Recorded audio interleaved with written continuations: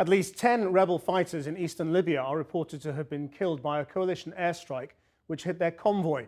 The attack happened during a chaotic battle with Colonel Gaddafi's forces last night in the no man's land between the towns of Ashdabia and Brega. NATO said it was investigating the incident. Our international editor, Lindsay Hilsum, is in Ashdabia, and viewers may find some of the images in her report distressing. They buried the dead this morning at the side of the road. Rebel fighters and an ambulance crew, killed not by Gaddafi's forces, but by a NATO airstrike. The harsh desert wind blew the flag of the new Libya. No time to bury each man individually or tell his family what happened, but they were given a fighter's funeral together. They must have been incinerated in a minute.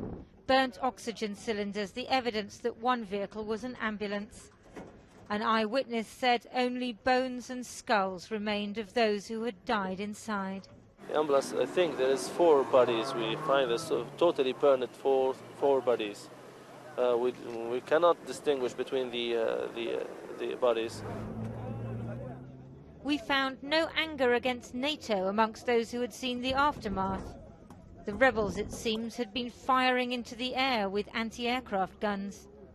Some wondered if there had been traitors in their midst, but others said it was just the rebels' normal lack of weapons discipline. We do blame the rebels and not the NATO now, because the rebels, they are the one who start shooting the plane. Why they are shooting the plane? They shouldn't do such bad thing like that, because they just think that somebody is attacking them, But it's another military setback for the rebels. Since the coalition airstrike last night, the rebels have been pushed back down the road to here. The front line is very fluid, and that's one of the things that makes it so difficult for NATO. From the sky, the rebels and Gaddafi's forces look very similar now, both using pickups and flatbed trucks to transport their weaponry. It's very hard to tell the difference. Coalition airstrikes did also hit Gaddafi's forces in the Brega area last night. Libyan army soldiers who've defected to the rebels showed the bodies of about 20 of their former comrades scattered across the desert.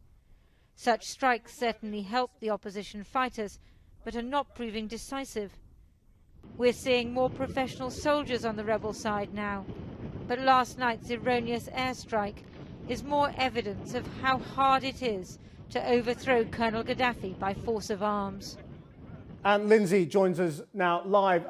If you step back from this a bit, Lindsay, and take the bigger picture, are we now seeing a scenario in which stalemate is more likely? That's what it looks like from here at the moment, Krishnan. Because really to win a war, you need forces in the air and on the ground, working together in concert. And that's not what's really happening. And it seems that the rebels just don't have the discipline and the firepower to do this. And what you're getting around Brega now is hand-to-hand combat. It's getting closer and closer. More people are being killed. We understand that there's fighting at Brega at the moment. But it's not decisive. You go one way for a bit and then back again with this front line. So I think that it's extremely difficult now for the rebels to prevail. Lindsay Hilsum in Libya.